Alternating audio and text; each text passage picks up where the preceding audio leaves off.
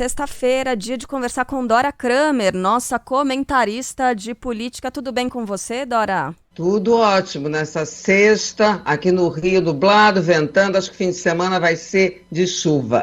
Dora, aqui em São Paulo também. A gente tem chuva muito forte desde as primeiras horas do dia, né?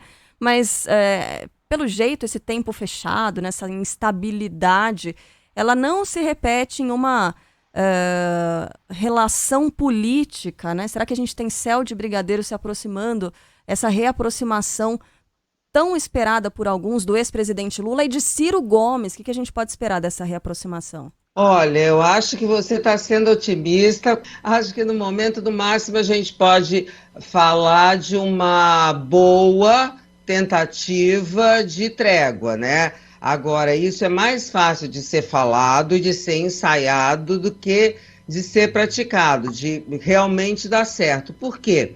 O Ciro e o Lula, o PT e o PDT têm um histórico de desavenças bastante pesados, né? Eles já trocaram, assim, ofensas. As trocas de declarações, essas trocas não foram nada muito civilizado.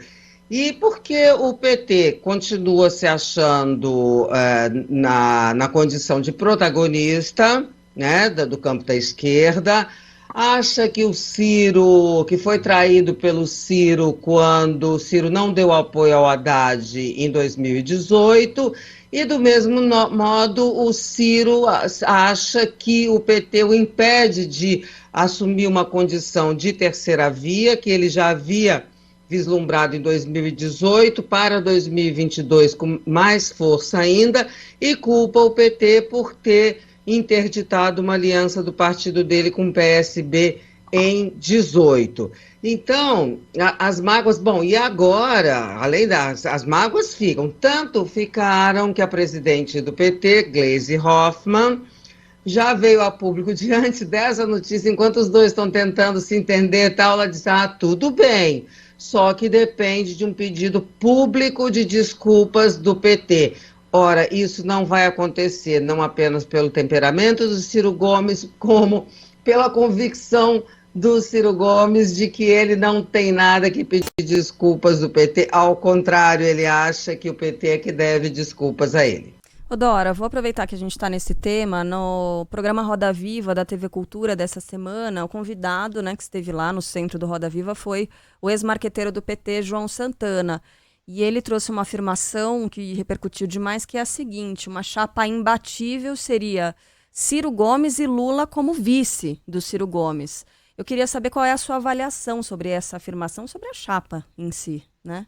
Pois é, no programa eu assisti, sabe, Carla, e aí o João cita como uma inspiração argentina, porque a Cristina Kirchner, ex-presidente da Argentina, abriu mão da cabeça de chapa e concorreu, e ganhou como vice do Alberto Fernandes, né, que se elegeu presidente da Argentina. Ora, isso não é exatamente uma inspiração argentina, isso já aconteceu aqui no Brasil, exatamente envolvendo o PT, e foi em 1998, e não deu certo. Foi quando o Leonel Brizola foi vice do Lula, né?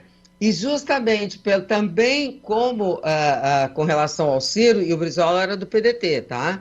Então, ali, as mágoas, a disputa pelo protagonismo fez com que essa aliança fosse eivada de críticas, de embates, de conflitos. Não deu certo do ponto de vista eleitoral, porque o Lula e o Brizola perderam a eleição, e para o PT também não foi um bom negócio, porque aquela chapa com o Brizola levou o PT a intervir no Rio de Janeiro, no partido no Rio de Janeiro, que tinha uma candidatura, e a fazer uma aliança com o Antony Garotinho, que na época era do PDT, aliança essa que veio a se mostrar desastrosa, não apenas, entre outros motivos, porque logo depois o Garotinho, eleito governador, colocou no PT o apelido de Partido da Boquinha. Ô Dora, a gente está falando, né, levantando essa possibilidade que, na verdade, foi puxada aí pelo ex-marqueteiro do PT,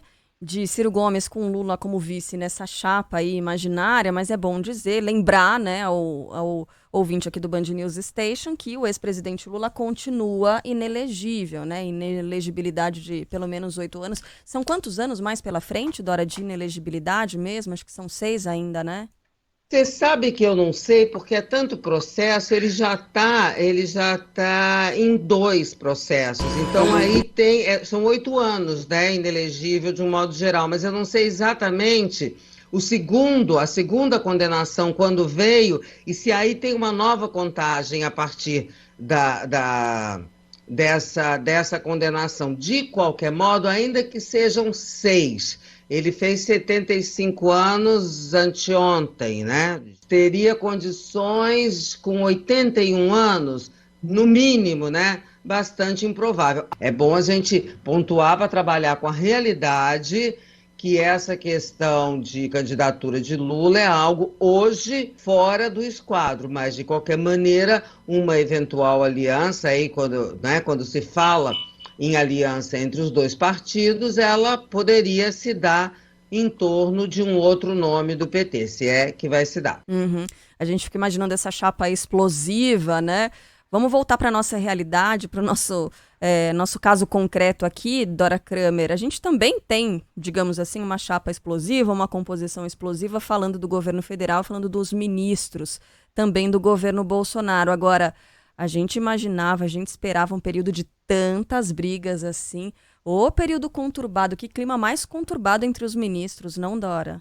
É um clima de conturbação, o Carla, que em muito sugerido pelo comportamento do presidente Jair Bolsonaro, né? Informalidade, até os termos usados, que o que chama atenção não dá nem para a gente chamar de divergência, porque divergência é normal, é briga mesmo, né? São os termos, negócio de Maria Fofoca, nhonho, uma nova coisa aí, e tudo numa vulgaridade impressionante. E me surpreende, me chama atenção, porque o presidente sempre tão ansioso da sua autoridade, toda hora fala, quem manda sou eu que faço, que eu aconteço, e ali, no governo, graça, uma balbúrdia, uma bagunça, que aí eu vou usar um termo também, esses modernos que eu adoro, que é o negócio da 5ª série, mas enfim, de 4ª série. Então fica aquele, tanto nos termos, isso não é uma coisa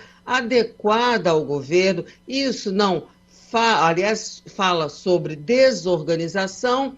E, de novo, para citar um conceito tão caro ao presidente, mostra um presidente sem autoridade na organização, no comportamento, na atitude, na convivência de sua equipe de governo. Dora, sabe que você usou um outro termo que é bem moderninho também, que é balbúrdia, né? Voltou à moda com o nosso ex-ministro Abraham Weintraub. Aliás, Dora, a gente achou até que teria um período mais tranquilinho, né, sem Abraham Weintraub como ministro de Estado. Agora parece que o Ricardo Salles está querendo ocupar a vaga aí do Weintraub. Não parece não, Dora? Sempre tem um substituto. Você vê que o Ricardo Salles, ele está sendo apontado, né, como um novo Weintraub. Agora, o que todo mundo se pergunta é por que fica o Ricardo Salles, cria essa confusão toda, e por que ele fica? Eu acho que fica justamente para fazer esse papel aí de...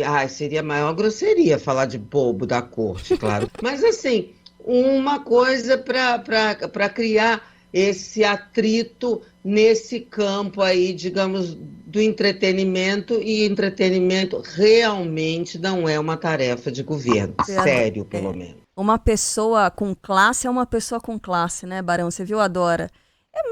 É falta de educação, seria grosseria chamar o ministro de bobo da corte, ou esses ministros que se prestam a esse papel de bobos da corte, então não vou chamar, não vou fazer isso. Né? A Dora Kramer tem muita classe. Dora, que na próxima semana certamente vai conversar com a gente sobre eleições americanas, né, Barão? Esse período está se aproximando. Dora, bom fim de semana para você. Até semana que vem. Bom fim de semana e até quarta.